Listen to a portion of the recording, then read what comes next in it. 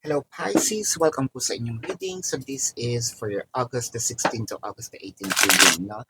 Para po sa mga bago, don't forget to click the subscribe button, smash the like button, comment below kung kayo po yung nakaka-resonate, and hit the notification bell. Kung gusto nyo pong sumali sa ating live sessions, dun po yan sa kabilang channel, that is Babaylan TV. Yan po ang ating unang channel catered for our international audience. And kung hindi nyo po maabutan, pwede naman kayo magtanong dito sa comment section as long as the question is answerable by yes or no. Pisces, I want you to know that this is a general reading. You may resonate with the entire reading or you may resonate with some bits and pieces of the reading. Take what's only yours. So Pisces, parang ang ginagawa natin dito, ayaw natin munang i-share ang mga bagay-bagay. No? Either this is heartbreaks or winning, no? Or triumph.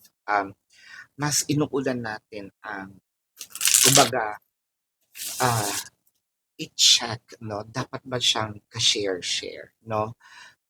Kasi minsan meron tayong mga sinishare, feeling natin nakikinig sa atin yung tao or natutuwa, no? Dun sa ating mga sinishare pero deep inside baka naiinggit. So you've learned from the best. I think that what you are, your guiding light in here is the experiences from the past, no? It may not be to the same person, but actually a person from the past, an event from the past, a lesson from the past na medyo tumatak sa atin, no? Na meron tayong shinare, tapos either napupurnada, no? Kaya ayaw din natin masyado ngayon magbububukas ng labi, ng bunganga natin, no? Either baka masakit din tayo magsalita, no? Or baka meron tayo na offend, ayaw natin. There are celebrations in here. Probably you have a plan or your person has a plan. You can switch the energies. These will cost a lot of money. No, but this celebration is something that it could be an offer, no, to Pisces to make Pisces heart smile, no. Wow, with the Ace of Wands, the Nine of Swords, the Chariots, and the Nine of Wands. So, ang nakikita natin dito, medyo, sabihin natin, in the past 6 months ago, no, medyo yung drive natin, sobrang passionate. So, parang gumaganon-ganon siya. Parang umaalon-alon siya. Tapos dumating yung part na nai-stress tayo. Ngayon, we're trying to bounce back, no? And I think that this is the season, especially itong Lionsgate, no, portal has already opened. Parang we're actually leaving all the stresses behind. The Strength card and the Knight of Cups. I feel like dumating yung time na we are battling our own demon, no? Um, there may be times that we became lazy, no? Um, with the relationship, we lost the enthusiasm. We even lost the enthusiasm to ourselves.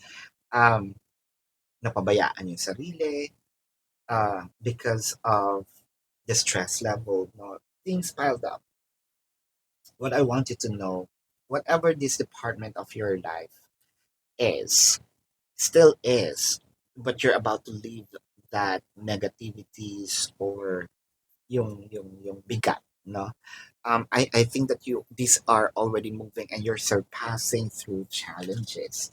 The Three of Wands, the Knight of Swords, the Lovers, and the Knight of Wands. So things are really moving. Um, I think that there is an opening in here. You're waiting for a fast movement, no? Pero wag natin madaliin ang mga bagay-bagay.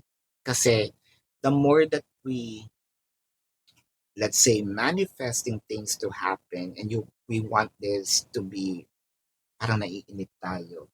the more that we give way to the manifestations and the more it prolongs, the waiting, um, the waiting part of it.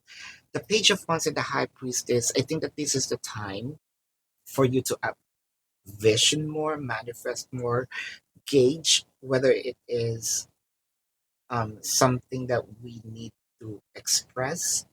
Three of Wands is clarified by the Temperance and the Five of Cups. I feel like medyo natatakot tayo na, or this was the thinking, or still is, natatakot tayong mag-try, no?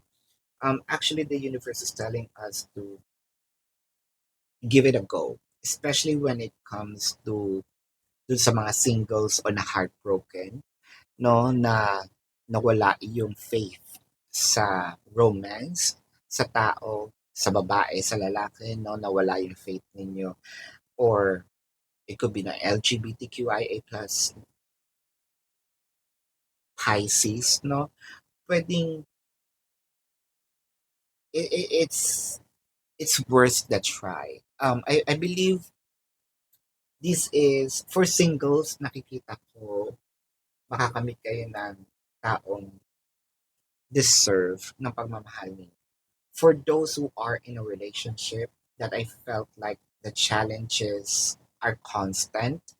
Kasi parang you're surpassing the challenge. You're surpassing all this um path, no? Parang may mga blockages, and with your perseverance, parang nasa likod na sila, no? There is still some challenges that may arise, pero maning-mani na yan sa'yo, no? Kumbaga nag-triathlon tayo, no, nandun lahat yung mga challenges, and now, kumbaga, this is the journey wherein we are medyo relaxed, no?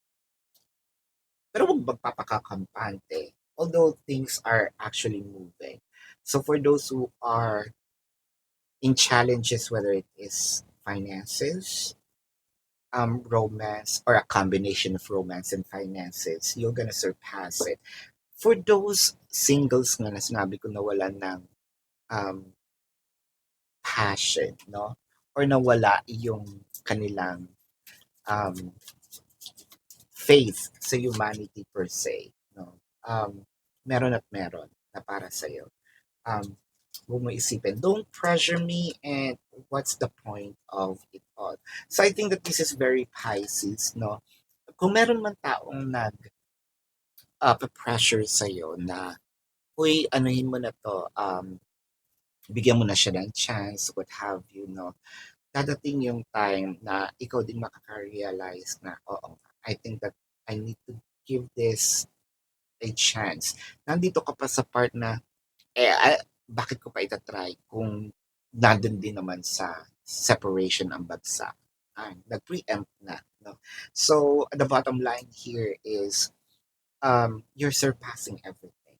So, the hope, the romance, the manifestations are heading your way. You're about to achieve everything.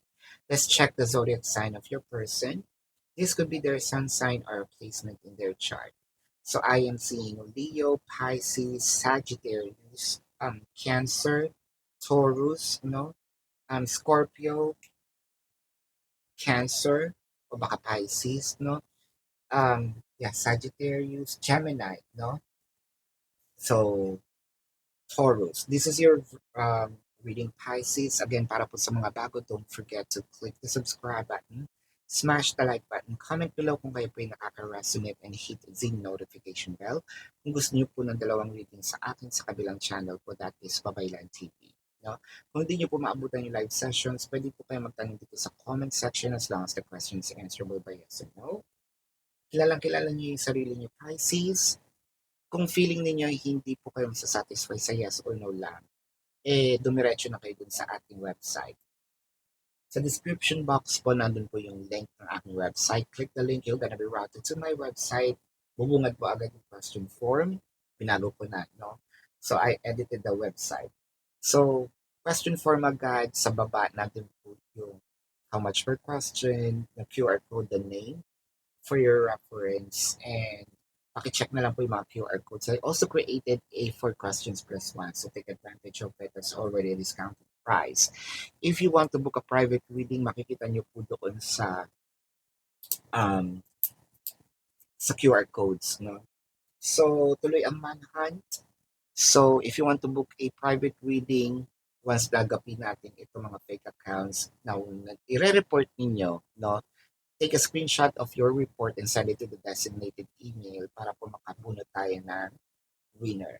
Ayan. So, Pisces, kung hinahanap po ninyo itong X-Files, no? Yung readings about exes, nandun po siya sa Facebook, no? Babaylan TV. This is your reading, love and light. Namaste. See you po sa susunod na. Goodbye.